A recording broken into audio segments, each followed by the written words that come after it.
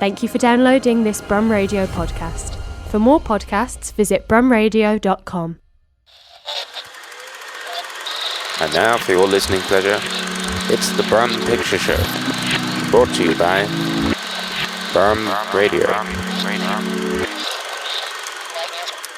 Hello, and welcome to the Brum Picture Show, the weekly film show brought to you by Birmingham-based community cinema collective Screen B14.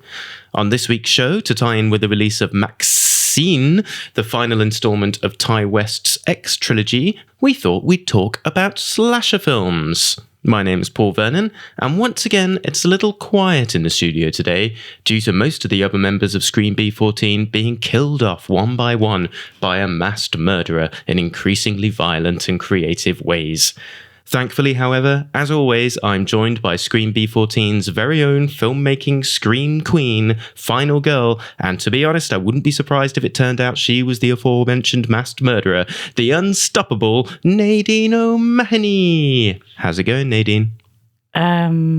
Frightfully well. Frightfully well. That was like the worst pun I could think of off the top of my head. Well, it's barely a pun. But, thank you. Oh, but I'm glad to hear you're well. Well, I mean, I haven't been killed off yet. No.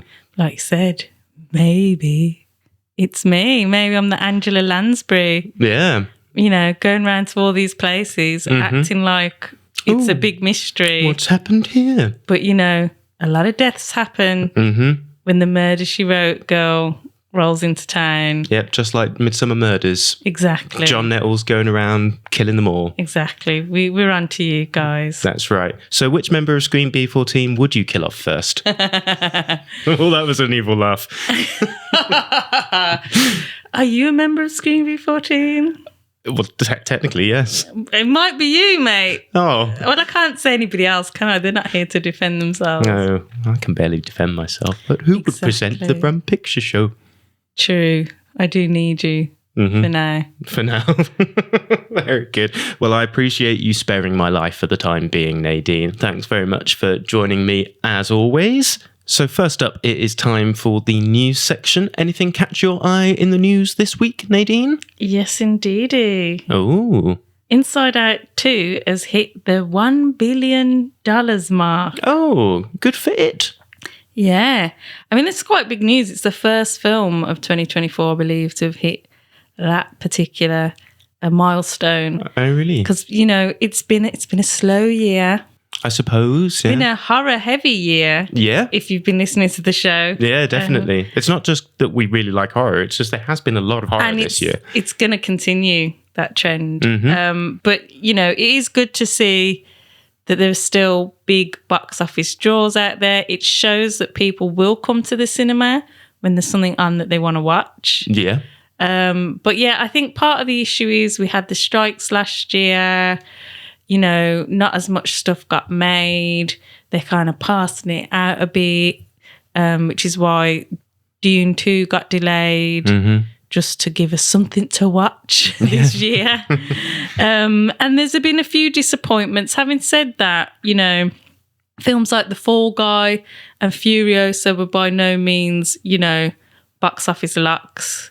Where something like Inside Out 2, you know, it's got that. And, you know, people were worried, does Pixar still have the same, you know, pull? Because the last few movies went straight to streaming and the Buzz Lightyear one didn't do so well. But I think this is, you know, return to form for them. People love the movie. So hopefully it's a sign of things to come. Hopefully it's a sign of the box office recovering. But I have to say, I do quite like it when there is more room in the programming for the smaller films, the niche films, the horror. I mean, we've had some very interesting films at the box office already this year. So, you know, I think, yes, we do need big movies, but it's nice that there's a little bit more room in the schedules for the more interesting fare. Yeah, it is reassuring that, you know, people do like to go to the cinema still, because there's been a lot of talk about the death of cinema and the movie theatre experience. But Inside Out 2, there you go. Yeah. $1 billion. And I'm quite looking forward to seeing Inside Out 2. I haven't been to see it yet because no one else has been willing to accompany me. And I don't like going to children's films on my own, not after Paddington 2, when I was just sat there crying for the whole film, making everyone feel very uncomfortable. I was like, what happened at Right, Paddington 2? Who's that mad on his own crying? So that since would then, be I've been quite like, awkward. exactly. But I'm looking forward to it. I really like the first one. So there we go. Anything else catch your eye, Nadine? Oh, yeah. Gladiator 2 Yeah. and Wicked will both be released on November 22nd. So could this be the new Barbenheimer? Maybe, yeah. That's the thing. What used to be counter-programming has now become an event. You've got to go to see these incredibly contrasting films on the same day. Yeah, and dress up. Yeah, I'm not sure. I'll be interested to see if that will be a similar phenomenon. I think it all hinges on, can we create a portmanteau that encompasses both movies? And I've been trying. Yeah. And the best I've come up with is Glinda-ator. Glinda-ator? Glinda, the good witch of the north. I don't know. She's from, I don't know. Right, okay. Yeah, but if you can think of a better portmanteau encompassing Gladiator and Wicked, or if there are another two films coming out that you think will be the new Barbenheimer, do email us at pictureshow@brumradio.com. Yeah, I'd be intrigued to see where that leads. But yeah, I do think there was something just lightning in a bottle about Barbenheimer. Yeah, I mean, I don't think it's going to be as big as Barbenheimer for sure, but that's what people are talking about, going to see both films on the same day, which actually is good for the box office. How amazing. You know, in the past, it'd be like, are you on this team or are you on that team? People are like, I'm going to go and see both. Yeah. So that's got to be a positive thing. Absolutely. Yeah. But yeah, I can't wait to see Paul Mescal wrestle that shark. I think he got that idea off Jake Gyllenhaal. Oh, yeah. Wanting to punch a fish. He was like, I'll go one better, mate. That is a niche reference to previous episodes of the Brum Picture Show. But our listeners will have caught it straight away because they're so loyal. They are. But yeah, and there's first look pictures or more. I don't know if it's first look, but there's been some pictures released in Vanity Fair anyway. So we've got some Paul Mescal. We've got some Pedro Pascal. And we've got, what's his name? Training Day. Denzel Washington. Washington. Yeah, I forgot he was in it. In his ancient Roman robes. A bit of Connie Nielsen. So, yeah. Very good. I cannot wait for Gladiator 2. That's out on August the 12th or something like that, isn't it? November 22nd. I just told you, the same day. Oh, right, yeah. As Wicked. Oh, that's ages away. Yeah. Oh, well. But yes, cannot wait for more Riddles McScott doing gladiatory stuff. I do wish they'd found a way to bring Russell Crowe back, though. Well, you never know. In other news, there wasn't really loads in the news that I felt was of interest, but I did find this story that came from an interview with Vanity Fair with Kevin Bacon, star of MaxXxine. MaxXxine. You can just call it MaxXxine. Let's just call it MaxXxine. But yeah, he revealed that apparently he spent a day in disguise to experience what life was like as a normal human being. And he said it sucked. Well, I could have told you that, Kevin. If he'd have shadowed me, he would have learnt that very quickly. I don't want this. But yeah, so in talking to Vanity Fair, Kevin Bacon said, I'm not complaining, but I have a face that's pretty recognisable. And you can't argue with that, can you? I did think he was Ethan Hawke when I saw the trailer. And I've never confused those two before, even though apparently people do confuse them a lot. I'd say having the face of Ethan Hawke would be of equal disadvantage. Yeah. In that he is also famous. I suppose. So you'd want it. That would be bad for if Kevin Bacon was trying to disguise himself as a normal person, and then he got into an Ethan Hawke disguise. that wouldn't work. Yeah. That wouldn't work.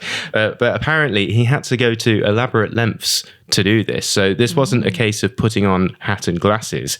And although I'd wager that putting on a decent hat and some decent glasses would go some way to hiding your face. You know, most celebrities get away with doing that just fine. But he went to a special effects makeup artist and he had consultations and asked them to make him a prosthetic disguise. He had fake teeth, a different nose, glasses. And yeah, apparently he then went about his day in this disguise and he said, nobody recognized me. And that was an unfamiliar sensation for him. Giving Mrs. Doubtfire. This wasn't anything to do with custody of his children, was No, it? I mean, I don't think he was in drag. That would have been the ultimate disguise. But that's what he does, is he goes to his friend who's a prosthetic specialist. That is true. But Maybe that's what inspired him. Maybe he's a big Doubtfire fan. But yeah, apparently he didn't like it one bit. He said people were pushing past me. They weren't being nice. Nobody said I love you. And he had to wait in line to get a coffee or whatever, he says. And he was like, this sucks. I want to go back to being famous. Now, I'm presuming his tongue is a little bit in cheek here. But I suppose in a way, it's nice that he's checked his privilege.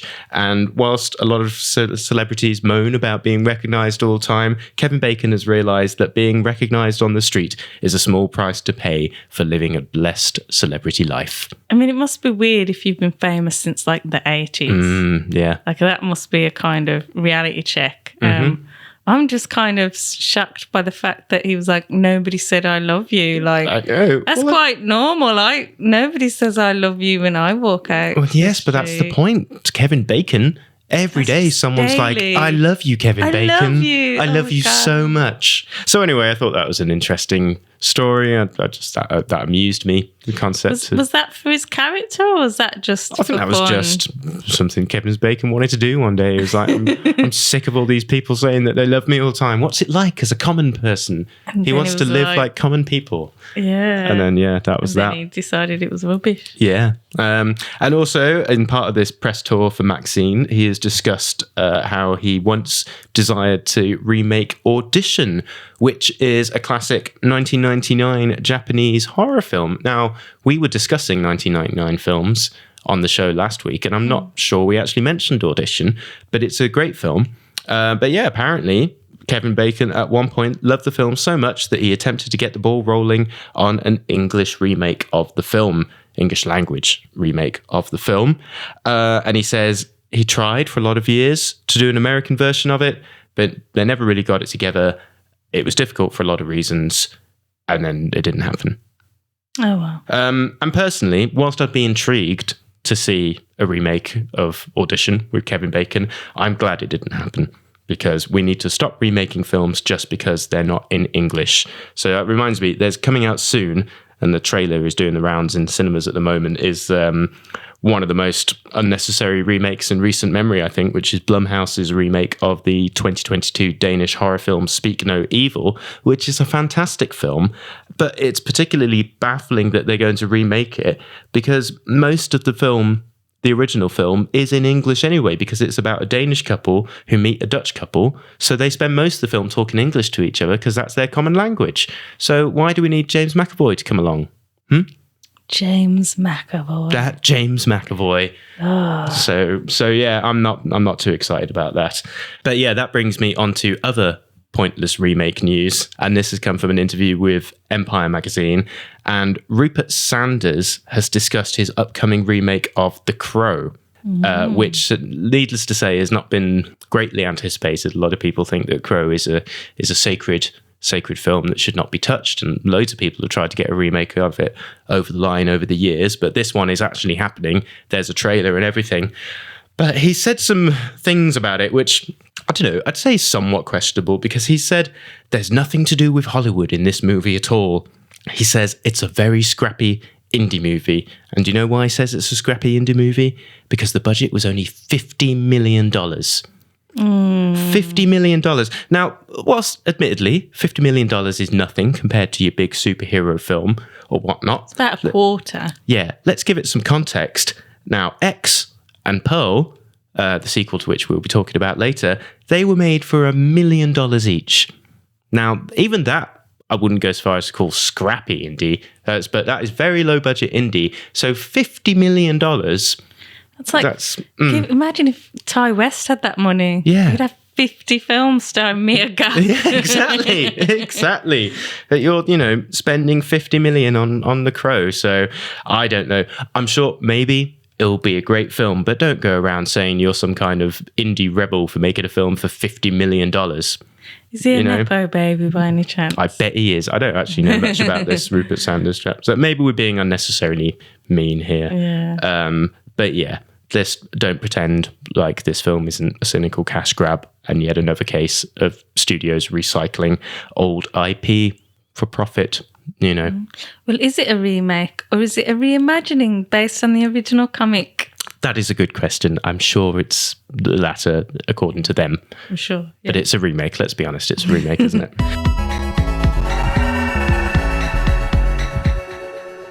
You are listening to the Brum Picture Show on Brum Radio, and today we are talking about slasher films to celebrate the release of MaxXxine, which is a slasher film, allegedly. Anyway.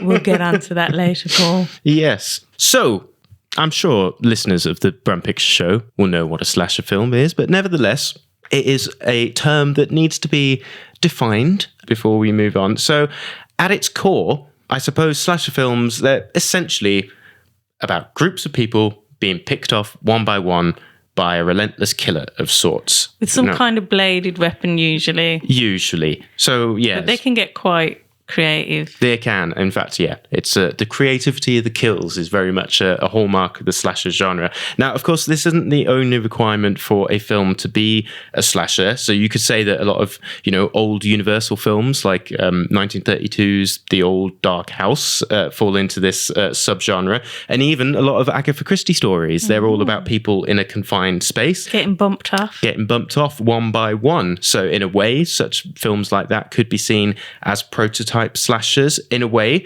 but I suppose many argue that for a film to be considered a true slasher, it has to have some kind of exploitation element to it. It has to a certain level of luridness that revels in the violence and the inventiveness of the kill. So whilst many point to 70s America as the birth of slasher films, with films such as The Texas Chainsaw Massacre and Black Christmas and Halloween, many would argue that the subgenre was born in Italy out of the Giallo movement, with directors such as Mario Bava and Dario Argento making pulpy murder mysteries that often feature people being murdered one by masked assailants. So you like your Giallo, don't you? Yeah, I like my Giallo and I like my slashers. Mm-hmm. And I think, you can go back literally to the 1920s and there's films that kind of have some of these proto-slasher elements.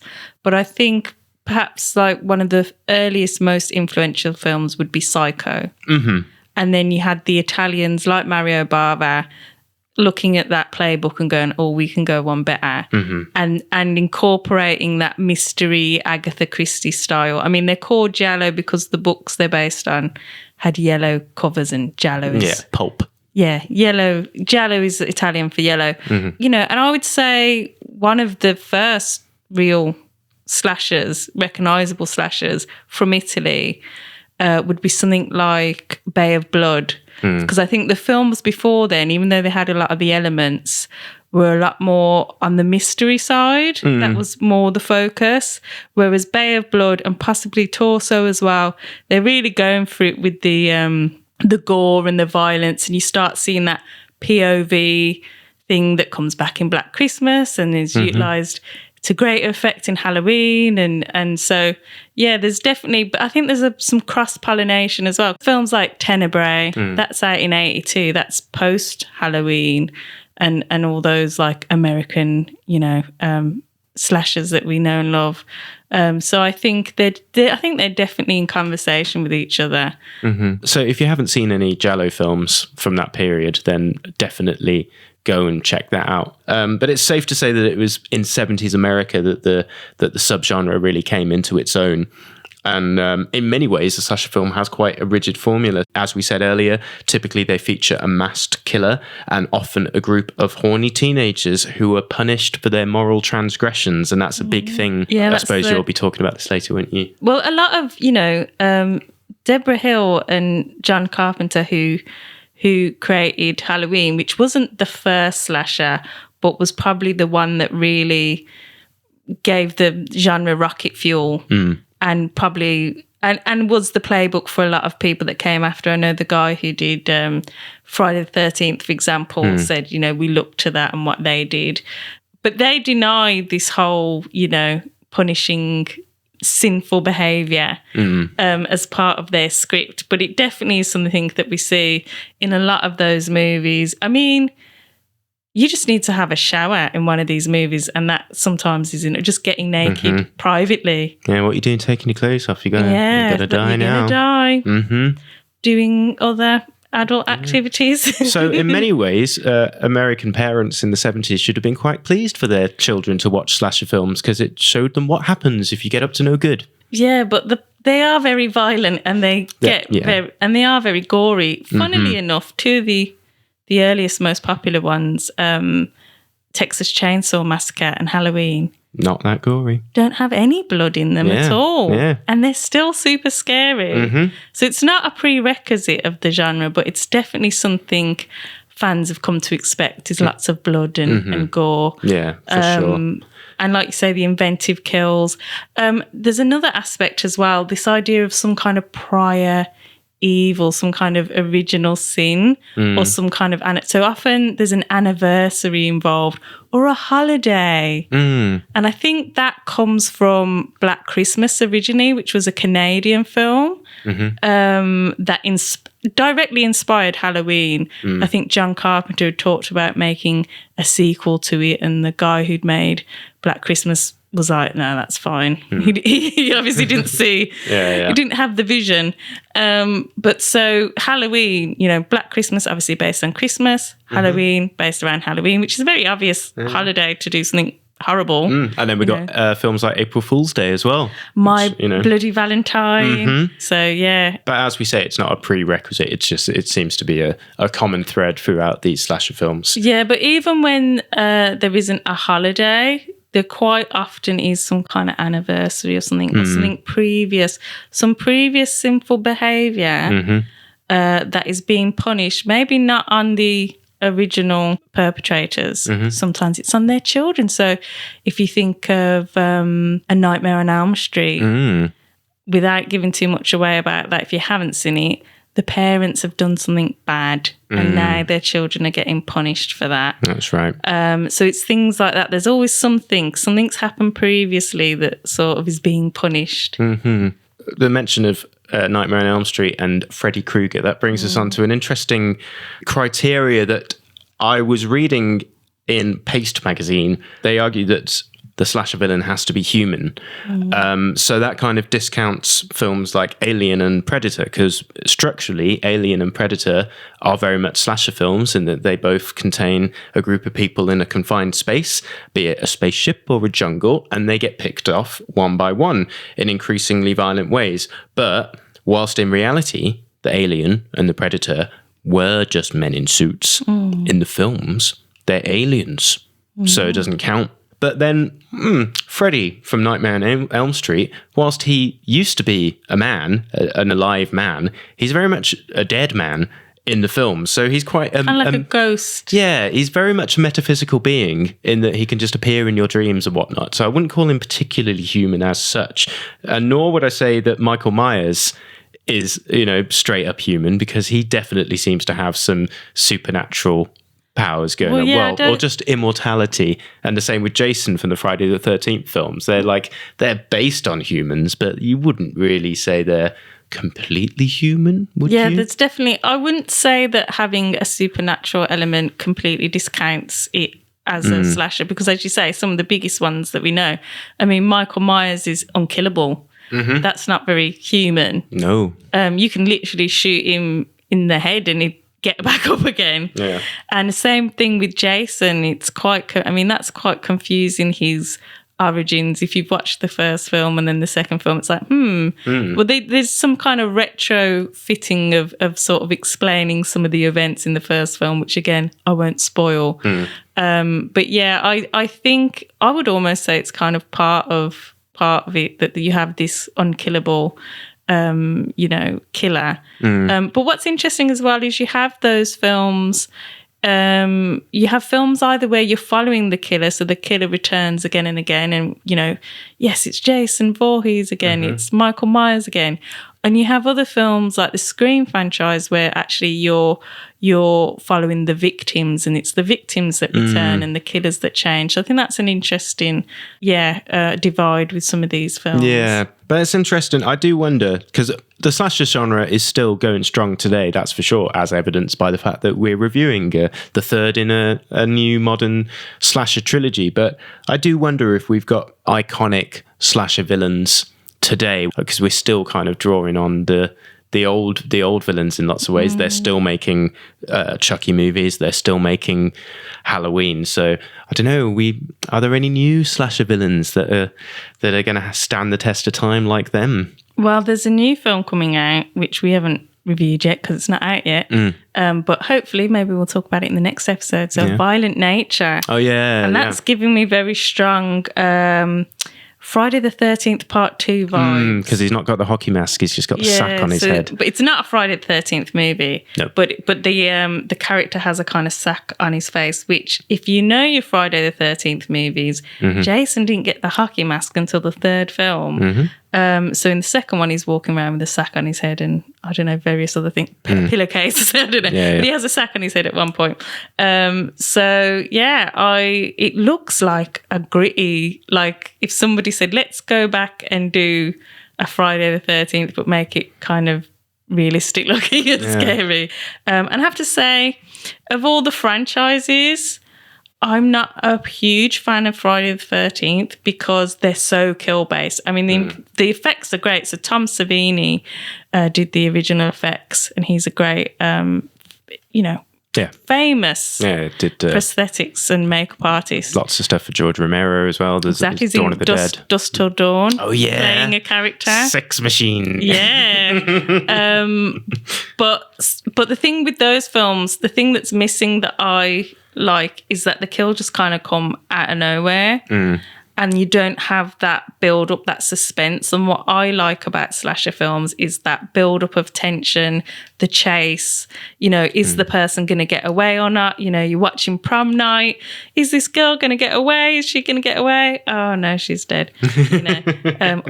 Or if they're the final girl, which is another element that a slasher needs, then they survive. Well, yeah. So a very important part of the slasher theory is the notion of the final girl, and that is the notion that there will be a girl that perseveres and survives, and that has led to some of the great horror icons. Yeah, and she will use her wits and her brains to get out of, Nightmare on Elm Street is a great example, where she kind of booby traps the house to catch Freddy, but she's using her brain. She's trying to, think her way out of this. She's not just, running into the woods, tripping over things. But yeah, so there are final boys as well, not as common, but the second Nightmare on Elm Street has a final boy. And it's an interesting one in which it deals with some. It has a gay storyline. It's a bit problematic in certain aspects, but it's interesting. That's the thing about the newer films, because we're in a third wave now of slasher films. So we had, the original golden era of the 70s and 80s. Then we had a kind of a reboot in the 90s to the 2000s, and now we're in our third wave of slashers. But the one thing that films are doing now is they're addressing those issues. They're addressing lack of representation, whether it's LGBT characters or black characters, who, like Jada Pinkett says in the second Scream movies, they always got to die first. Now we're getting films, we have films like Candyman, and you've got films like The Blackening as well. That's kind of a parody on that, how black people always die first in movies. And now, like I said, we're getting more representation. We're sort of looking at the elements of slashers that were kind of most problematic and sort of turning them on their head, or sort of, playing with them and having some fun with them. So yeah, it's still very much an evolving genre. Yeah, it's still got legs. Yeah. Can we move on? Yeah. Yeah. You are listening to the Brum Picture Show on Brum Radio, and today we are talking about slasher films. So we've just had a little deep dive into what on earth a slasher film is, and some of the famous killers and victims of the subgenre. But now it is time for us to do a little deep dive into some slasher films that we would like to talk about. Not necessarily our favourite, as we always say. Sometimes they are. Mm-hmm. So Nadine, do you want to go first? What film are you going to talk to us about today? Okay, I'll give you a clue. Okay. Do you like scary movies? Oh, Scary Movie. No. Oh. Well, actually, the original working title of this film was Scary Movie. Oh. Which is probably what they're riffing on in the Scary Movie franchise. Oh. But the actual name of this film is Scream. Yay. Which is, Wes Craven. He was an old hand at horror by this time, done The Hills of Eyes. Last House on the Left. Last House on the Left. Nightmare on Elm Street and New Nightmare. Yep. And Deadly Blessing. So he'd earned his stripes. He knew what he was doing, He knew exactly what he was doing. So he made a comeback in 1996 with Scream. The slasher genre was kind of on its last legs at this point. No one had done anything exciting with it for a long time.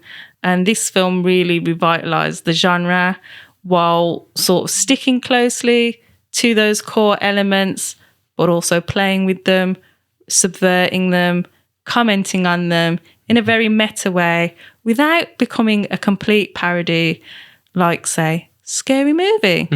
Scream reinvented the slasher for the 90s. We were a bit more hip in the 90s, not so hip, it's an all-white cast pretty much. In the first one. Yeah, in the first one, because it evolved.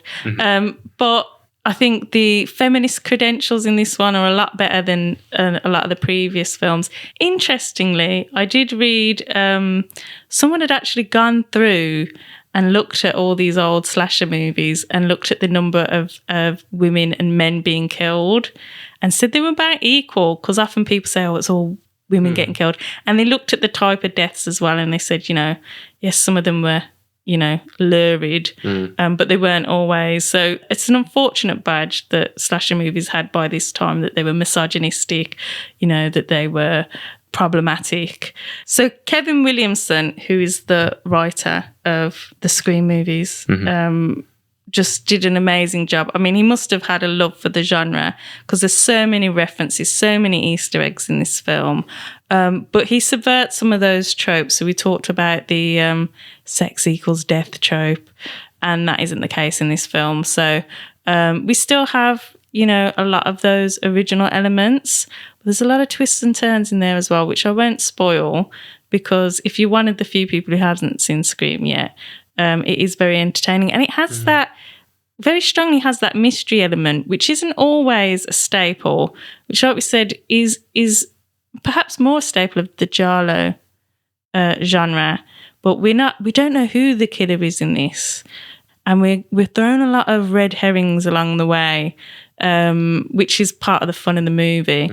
And we have Linda Blair cameos in it, and even Wes Craven himself pops up in a cameo dressed as Freddy Krueger. Yeah, which is such a delightful part of the movie. And he's even referenced in the film itself as Wes Carpenter. Which is a sort of mashup of him and John Carpenter. So that's fun. And they talk about how good the first Nightmare on Elm Street was, but the rest were rubbish. He actually asked Kevin Williamson to take that out, and he said no. He said he thought it made him look a bit petty. Right. But he said that's what real horror fans would say. But one of the things that makes the film quite revolutionary is that these characters are aware of the slasher rules, and yet they still break some of them. It's a lot more believable, whereas, you're often watching some of these films going, why are you going out there? Like, why? Don't do that.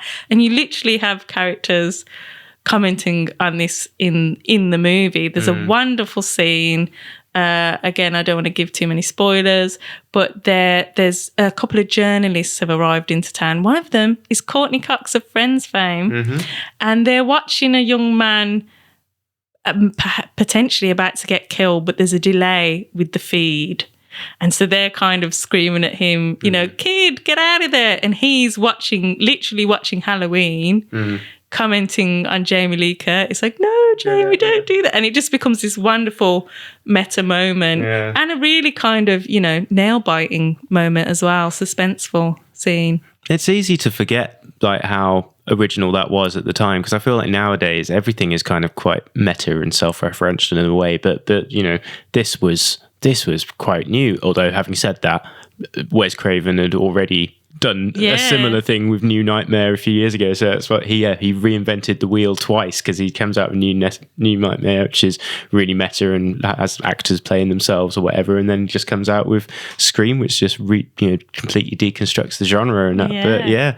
But that was all relatively new then, and nowadays it's just status quo, I suppose. I think that's a really good point to make, and we see this a lot actually. I think the best horror directors, we mentioned Mario Bava before, he kind of invented the giallo, then he sort of invented the slasher. We had Wes Craven with New Nightmare, this meta thing, recycling that, doing something similar with Scream, rebooting the genre again. And now when we've got Ty West, who every one of those films is a completely different genre. So I think the real creative minds, they don't want to get stuck in one vein. They want to kind of build on what's been done before, reinvent it, you know, turn things on their head, rather than just, you know, the cookie cutter stuff that a lot of the, you know, other guys are doing. But that's what I love about this film. It's got I think what works for it, it's got a great cast. So you've got Neve Campbell, Skeet Ulrich, Courtney Cox.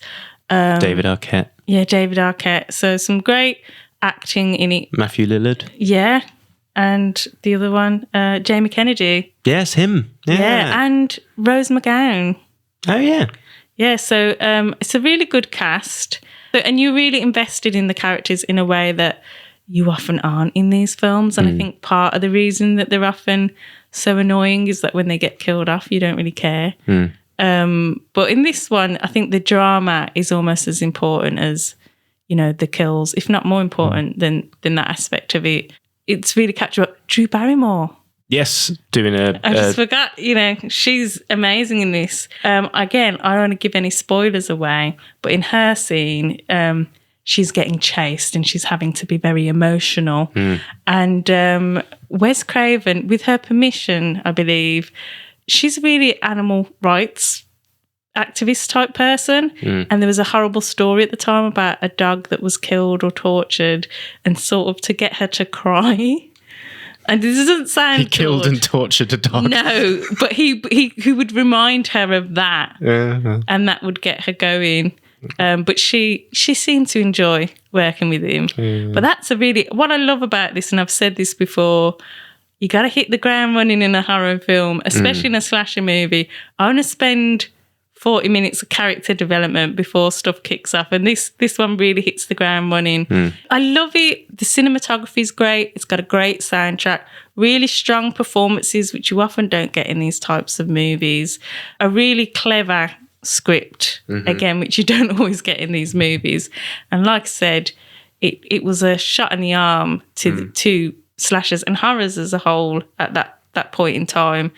And if you haven't seen it, it's worth checking out. But if you have seen it, watch it again. Yeah, it's brilliant. Yeah, Scream, classic, great film.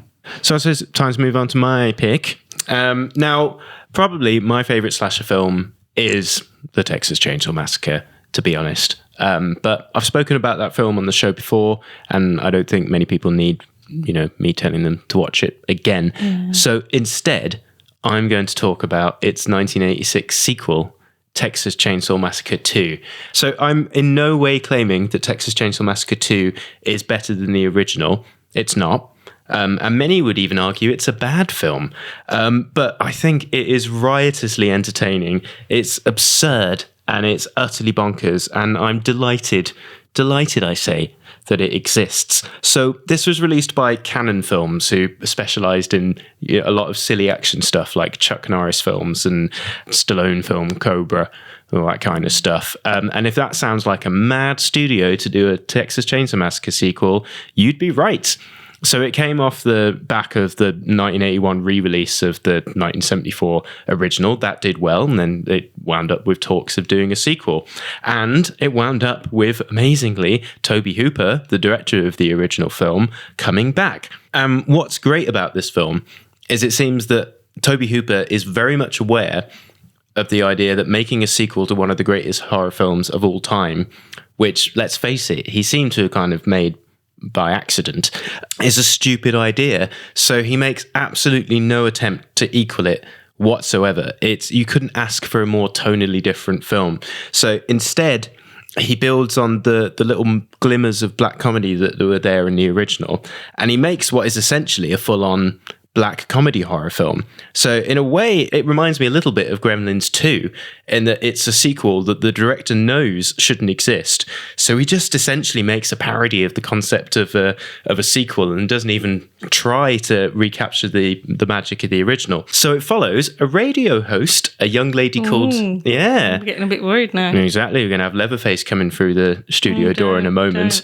But yeah, it follows a radio host, a young lady called Stretch, who inadvertently airs the violent death by chainsaw of two obnoxious teenagers from the city who phone into the show. So this attracts the attention of Dennis Hopper. Yes, Dennis Hopper, uncle of Sally and Franklin from the original film, who have spent the years since the last film trying to track down the cannibalistic Sawyer family, who the Sawyer. Exactly, brilliant. Sawyer beans. They're Sawyer, who the authorities deny the existence of, but Dennis Hopper is determined to seek vengeance against them. So this radio broadcast also attracts the attention of the aforementioned Sawyer family from the original film, and they descend on the radio station to try to cover the evidence of their bloody crimes. So yeah, as I said, you couldn't get further in tone from the original. So the original film was all about tension and subtlety, and indeed, as we mentioned earlier, there's no blood in it. There's very little. And in fact, there's a legend that apparently Tobe Hooper had intended for the original Texas Chainsaw Massacre film to be PG rated.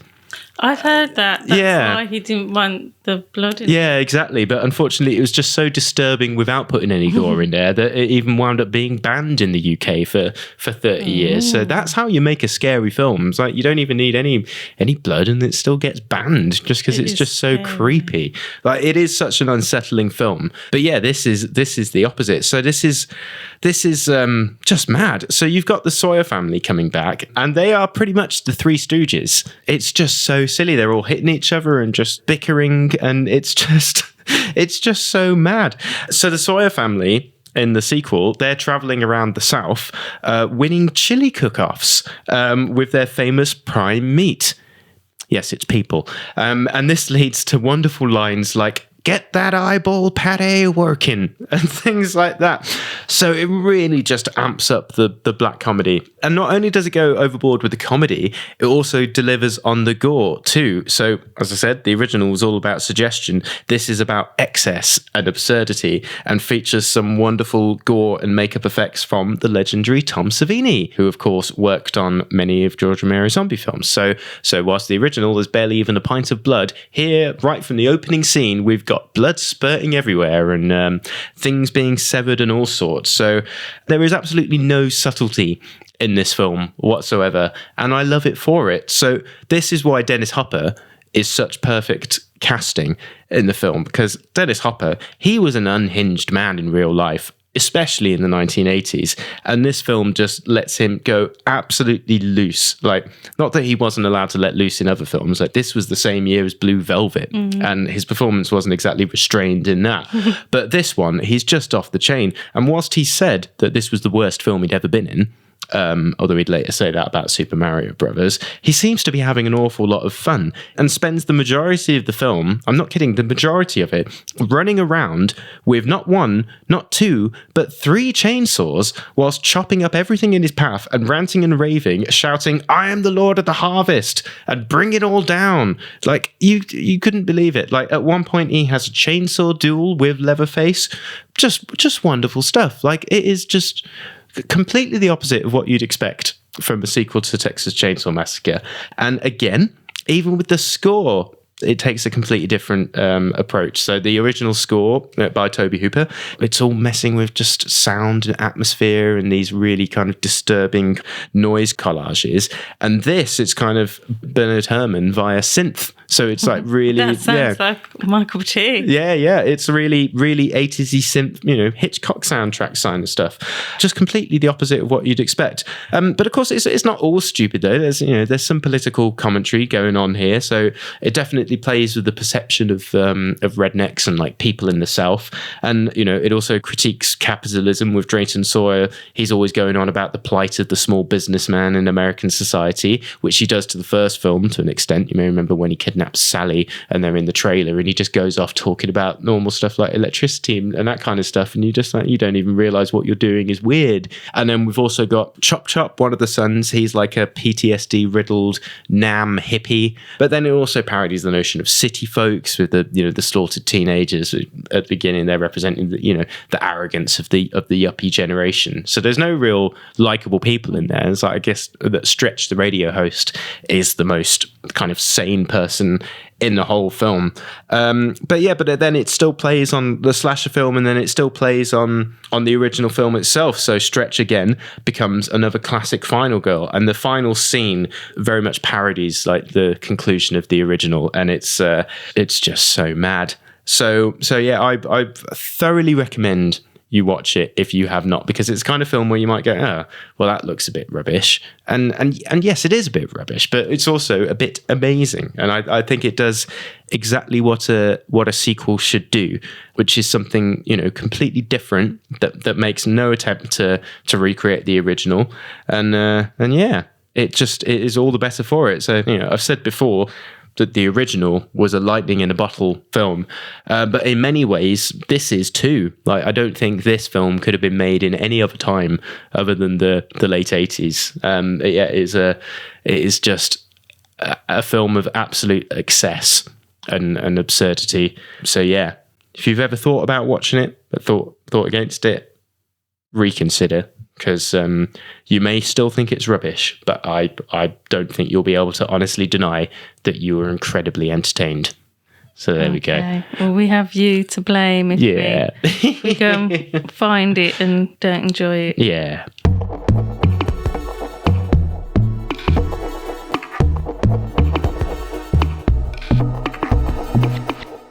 You are listening to the Brum Picture Show on Brum Radio, and this week we have been talking about slasher films. And now it is time for the review section, and we are going to be talking about MaxXxine. MaxXxine! That's right, which is the third entry in Ty West's X trilogy. MaxXxine follows Mia Goth's Maxine Minx some years after the events of X, where she wound up as the final girl. And it's amongst the backdrop of the Night Stalker murders in California in the 80s, and we see her auditioning for her first role outside of adult entertainment. She's fiercely ambitious, but has to contend with her past coming back to haunt her, and her friends being picked off one by one. Now, Nadine, I believe you have something to say about this film. Yeah, well, before I get into what I've got to say about this film, a friend of the show has left us a lovely voicemail. Oh, yeah. If you don't mind, I'd like to play it. Well, if it's a friend of the show, then yes, can't deny that. Hope this picks up. Hi, it's Mia Goth again.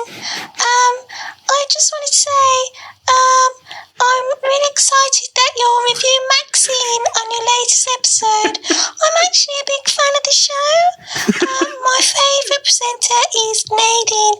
Obviously, I'm not a big fan of Paul's. Actually, I find Paul's impressions a little mean-spirited. And one of the things that I like about Nadine is that she doesn't do impressions. Anyway, I actually begged our director, Ty West, I said, can we give Nadine a shout-out in the new movie? Because I'm such a big fan, and there's actually a bit of an homage, so if you watch the new movie, we do in fact give Nadine a shout-out. But yeah, make sure you go and see MaxXxine in the theatre, guys. Okay, thank you, bye. What is Mia Goth's problem with me, man? What did you do? That's twice she sent in a voice message to insult me. I know, and weirdly praise me. Yeah. I I can't blame her, I suppose, but it hurts a bit, I gotta say.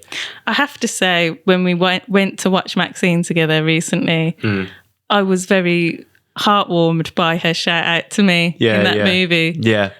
So if you haven't seen the film yet, do keep an ear out. Yeah.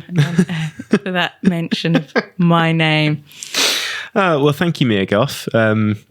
Really appreciate that. I do think doing impressions of people is a little bit mean-spirited at times. Yeah, isn't it? I should stop, shouldn't I? If that's coming from the actual Mia Goth, that exactly. is. Yeah. I mean, such a distinctive voice. Who could even try to imitate it? I know. So yes, I apologise, Werner Herzog. So anyway, to the film. Yeah. What do you think of the film? Well, it's interesting because, like you say, it's this trilogy, and each film has been completely different. And I wonder, in fact, our controversial Uncle Paul Schrader, has also been to see MaxXxine, and this is something that he has to say. He said, I walked out of the theatre scratching my head about the Ty West conundrum. He is a very good, very imaginative director. Why does he remain in the slasher subgenre with its many built-in limitations? Then I read Owen Gleiberman's Variety review in which he made the same observation. And this is inverted commas, Ty West is a good filmmaker, but it may be time for him to stop reconfiguring trash. He needs to try embedding A ideas in an A movie. End quotes. Exactly. No, I won't say I agree with that. But it does feel like perhaps Ty is getting bored of horror himself, because each film, it feels like, is a different genre that is just like, but I think he's kind of hit on a quite a smart formula there of like, oh, I can do whatever I want with this as long as Mia Goth's in it. And it somehow ties in with the original because, this is nothing like Pearl, which was nothing like X. Well, it's funny you should mention Paul Schrader, because Martin Scorsese has recently come out and said that Ty West's modern slasher trilogy showcases greater culture. He's a really big fan, and he says that he views each feature as representing a distinct period of Hollywood, and he's all on board with that. So Marty and Paul, yeah, well, I forgot. Slight disagreement there. I forgot. Martin was a huge fan of Pearl. I remember that because we showed Pearl. And he came in. B14. No, but I used some of his quotes to kind of advertise the movie. Right. But I think one thing that we have to appreciate, like you said, is both X and Pearl were made for $1 million, which sounds like a lot of money, but in the world of movies, that's pocket change. Really, that is what we call a low budget movie. Yeah. And so to do what he did with those movies on those budgets, and he doesn't just direct the films, he writes and edits them as well. Yeah. Which is probably where he saved some of his money. That's true. It's like, don't worry, guys, I can stick this together. And he's a good editor. He does some, there are some familiar motifs in the film. So there's a kind of split screen thing that appears in this film that we see in X as well. And I think all three films, they open with kind of... similar opening shot. Yeah, it's like through a doorway. So at first you think it's in 4:3 and then it kind of expands or whatever. That's how X opens, and then Pearl as well. But it's kind of hard to review because as a follow-up to Pearl, it's so different. And Pearl was so good that I do think a lot of people will feel that this is a letdown. Some people will appreciate it on its own merits, and I think that's what you've got to try to do going in. It's not X. X was very much a Texas Chainsaw Massacre style movie. Pearl was like a technical and musical horror. And this is a very much, it's interesting that Paul Schrader went to see it because it's obviously been influenced by some of his films like Hardcore and had influences, all sorts of influences of those gritty LA movies like Angel and Cruising and things like To Live and Die in LA, I think are movies that Ty West has name checked. So yeah, it's a tricky one. I feel like the budget on this must have been bigger because we do get out of that barn that we were stuck in, out of that farmhouse that we were stuck in the first two movies. We go to Hollywood. We see the Psycho House and the Bates Motel. Yeah. And we've got a star cast. We've got Kevin Bacon's in this, Lily Collins and... Yeah, doing a mad accent. They're all. I think that's a prerequisite for this film. Everybody has a mad accent. Halsey's in this film, the singer, for 5 minutes. She's got a mad accent. I don't even know where. I think maybe it's New Jersey. She's got a really strong accent in this. Kevin Bacon is having the time of his life doing a kind of Nyarlands drawl. Yeah, he's really enjoying it, isn't he? The biggies. He calls it at one point. So I wish I was having as much fun watching this film as Kevin Bacon obviously had making this film. Yeah. It's by no means a terrible film. No. And I think it does show Ty West's ambitions and his sort of evolution as a filmmaker and the evolution of this franchise. But it just doesn't quite live up to the previous episodes. And I think one of the problems is, again, like I said, these aren't big budget movies, so what he does is a miracle in itself. But I don't think we get enough focus on MaxXxine considering this is her movie. Pearl was definitely a character piece and it was a real showcase for Mia Goth. I don't feel like MaxXxine has as much to do in this film. And, some technical issues I had. The lighting... There were certain scenes where you couldn't see people's faces where it really felt like you should see. Bobby Cannavale has quite a big emotional scene at one point and you can't see his face. It's not even like a silhouette. It's not like an artistic choice, it doesn't seem to me, of like, oh, we've silhouetted him. It's like, I would like to see his face in this moment. Michelle Monaghan's in it, Elizabeth Debicki. So it's all, all-star cast. I liked the recreation of Hollywood at that time. I think obviously a lot of effort's been put into kind of recreating the Sunset Strip and the backlots and, like we said, the Psycho House and the Bates Motel. I like 80s films. I like slasher movies. If you are going into this looking for a slasher movie, you may be disappointed. Yeah, there's not many kills, there's really. There's a few and they're not super inventive. Or very well lit. And the sort of mystery element, there's definitely nods. We mentioned Jarlo before. There's a black-gloved killer in this, and that's a staple of those films, like this killer with a stocking over their face and black gloves, and that's something that we see in this movie. But the elements don't all come together for me, and I feel like the pacing was off. I think the biggest problem for me, it seemed to lack momentum and there wasn't this kind of drive of like, what's going to happen next and where's this going? And it felt like a lot of the time just reveling in its own kind of production design and its kind of quotes. And I think one of the reasons people love MaxXxine is that she has these maxims like, I'm a star and all this kind of stuff that she kind of, well, that's Pearl, I guess. But, and MaxXxine, yeah. She gives herself all these affirmations in the mirror, but unfortunately, she doesn't do much more than that. Like it feels often like she's just there to say movie style things that people in movies say, and there isn't much kind of development of her as a person. Yeah, she doesn't really get much of an arc, does she? And it's like, and as you said, like the plot is kind of directionless in a lot of ways. But I don't know. I think a lot of the problem is that I just thought Pearl was just so good that it's quite difficult to top that, really. And I certainly don't think this was bad in any way, but it certainly was a bit of a disappointment for me. And I think it could have done a bit more with the concept, because what it's about really is what happens to the final girl after the end of slasher films. Because if you think, most slasher films, it's always presented as a very happy ending when the final girl survives the killer. But if you think what would usually precede the end of most of these slasher films would be the final girl being arrested or institutionalized.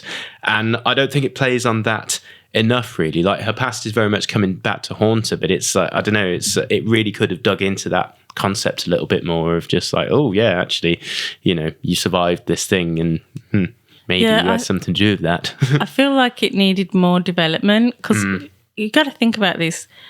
Mia Goth met Ty West in 2020 and they've made 3 films since then. Yeah. So that's like, you know, and the first one came out 2022, 2023, 2024. So they're banging these out. Yeah, yeah. And like I said, Ty West is wearing a lot of hats as well. So I think this could have done with perhaps just a little bit more time in the development. I don't know. It just felt a bit undercooked, I think. Yeah.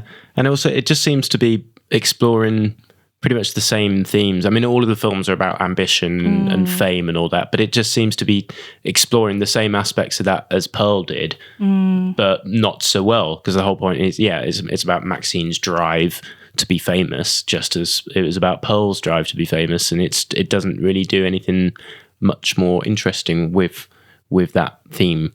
Yeah, I think it's not silly and sort of tongue-in-cheek and referential enough to be like a fun sort of take on those movies, and it's not really deep enough to be the proper A movie. Yeah. So I think for me, you know, not a bad movie, but it didn't do it for me. The slasher part of me that wanted to see lots of inventive kills and lots of, you know, great sort of references to those movies, and it didn't quite do it for me as a character study or as a plot-driven movie. It just kind of, you know. But nevertheless, still a lot better than a lot of stuff out there these days. And I think it just suffers in comparison to Pearl, I think. I think if you enjoy the other films, definitely go and watch it. And I've seen reviews are very divisive. I've seen some 1-star reviews and some 5-star reviews. Right. So I think, you know, like I said, these films are all so different. It's really hard to sort of gauge that if you like one, whether you'd like another one. But I think, you know, kudos to him for doing something different and for not giving us, you know, Pearl 2 or X2 or X3. Yeah, carry on, Ty West. Well, he said there'll be a 4th movie he's working on. Oh. He said originally it was going to be a trilogy with the success of the previous movies. Right. You know, he's looking at doing a 4th. So a quadrilogy. MaxXxine in the 90s, maybe? Yeah. Maybe some kind of meta Scream style a film. I don't know. Where can it go next? That'll be interesting. Maybe she should be a mega star by then. Yeah. And her past comes to haunt her again. Yes. Yeah. So there you go. That was MaxXxine. Do go and see it, you know, because we still want this kind of film to do well. Although it sounds like it's doing pretty well already. So it was a pretty full screening when we went to see it. So yeah, it's just not as good as Pearl. Yeah. That's pretty much it. Anyway, that's about it for the reviews section this week, and indeed for the show, but we've just got time for Nadine's roundup of local news and events. So on the 16th of July, Journey Film Club is showing Blue Jean. That's a fantastic film that goes into section 28, set in the 1980s, I believe, and that will be at the Birmingham LGBT Centre. On the 19th of July, the Feckenodian is playing Paul. Woo! Not our Paul. Oh. Paul the movie Paul. Okay. At the Feckenodian at Feckenham Village Hall. On the 24th of July, Whatever Pays the Rent will be showing But I'm a Cheerleader at the Hare and Hounds. And on the 25th of July, we've teamed up with Whatever Pays the Rent to show The Umbrellas of Cherbourg, a fantastic French film that has influenced the likes of Damien Chazelle and Greta Gerwig. There'll be French fancies, there'll be free zines for everyone, there'll be cocktails, and there'll be French pop music, and that will be at Pan in Digbeth. So I really highly recommend that. Do grab a ticket, ticketsource.co.uk/ScreenB14 before they sell out. On the 31st of July, Sturchley Open Cinema will be playing Medusa Deluxe, another great film that I highly recommend, at 90 Degree Barbers, which is very appropriate, seeing as it's about hairdressing. And then In August, on the 12th, we'll be showing 15th anniversary screening of Enter the Void at the Mockingbird Cinema. So do check out their website if you want to buy tickets to that. Very good. Thanks very much, Nadine. Some exciting stuff on the horizon indeed. Yes, that's all we've got time for on this week's edition of the Brum Picture Show. Thank you very much for joining us. As always, do tune in next time. But in the meantime, it's goodbye from me, Paul. It's goodbye from me, Nadine. And that's it. It's goodbye from me, Mika. Goodbye. You have been listening to The Brum Picture Show, a Screen B14 production for Brum Radio. Tune in next time for more film fun, and don't forget to email us at pictureshow@brumradio.com. Thanks for listening. Goodbye.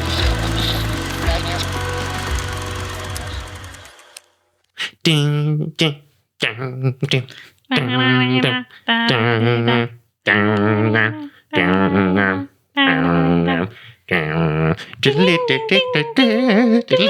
is going to be the post-credit sting.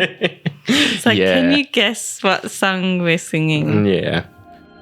Thank you for listening to this Brum Radio podcast. Don't forget to subscribe and rate us on your podcast app.